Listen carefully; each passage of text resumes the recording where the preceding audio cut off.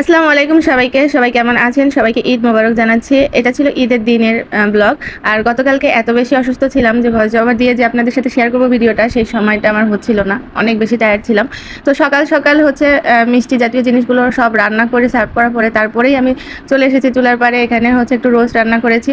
আর এদিকে আমাদের 8:30টার দিকে কসাই আসলো। তারপরে এদেরকে নিয়ে ছাদে যাওয়া হলো। আর তারপরে আমি আর বাসার কাজে ব্যস্ত হয়ে গেছি। তো এইটুকু সময় এরা খুব একটু আনন্দ করছিল, খুব মায়া লাগছিল।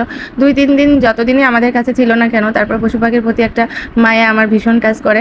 তো ওদেরকে মানে ছাদের মধ্যে বেঁধে রাখছিল, তারপরে তাদের দুষ্টুমি কমছিল না। কারণ 3 চাই হচ্ছে একই মালিকের কাছ থেকে না।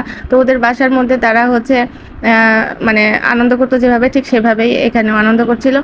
আর সবগুলো কোরবানি শেষে আমি হচ্ছে ছাদ থেকে দেখেই বাসায় আবার চলে এসেছি। আর এসে মানে রান্নার আয়োজন চলছিল, কারণ সকাল সকাল অনেকেই বাসায় চলে আসবে, তাদেরকে খেতে দিতে হবে। খাসির মাংস খুব দ্রুত বানানো হয়, তাই দ্রুত আমি রান্না বসিয়ে দিয়েছি। কারণ যারা যারা দুপুরে আমাদের বাসায় গেস্ট আসবে তাদেরকে খেতে দিতে হবে। আর গরুর মাংসটা আসতে একটু লেট হবে, কারণ বিকালবেলা হয়তো বা। তো তার আগে খাসির মাংসটা রান্না করছি। আর এদিকে ফুচকার আইটেম ছিল আমার।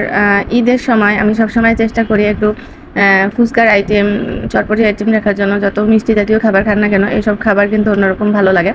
তো আমি খাসির মাংস রান্না করেছি 2বার, কারণ আমার হাজব্যান্ড খাবে খুব দ্রুত সময়ের জন্য। তাকে হচ্ছে একটু প্রেশার কুকারে রান্না করে দিয়েছিলাম। তারপরে অনেক মানুষ খাবে, সেই জন্য বেশি করে খাসির মাংস আবার রান্না করেছিলাম। মমপা আরেকজন মিলে ভুঁড়িগুলো পরিষ্কার করছিল। আমাদের বাসায় আবার ভুঁড়ি খুব পছন্দ করে, বিশেষ করে আমার বাচ্চারা মাংস থেকে ভুঁড়ি পছন্দ করে। আপনাদের বাসায় কে কে এরকম আছে যে মাংস খাইতে অত বেশি একটা পছন্দ করে? আর এগুলো রাত্রের খাবার। সবাই মেহমানরা দিনে যা যা খাবার খেয়েছে, রাত্রেবেলা একটু কাচ্চি রান্না করেছিলাম। আর সেই কাচ্চিটাই আপনাদের সাথে শেয়ার করছি। এত দ্রুত সব কিছু রান্না করতে হয়েছিল যে আমি মানে যতটুকু পারছি আপনাদের সাথে এইটুকু শেয়ার করছি। আর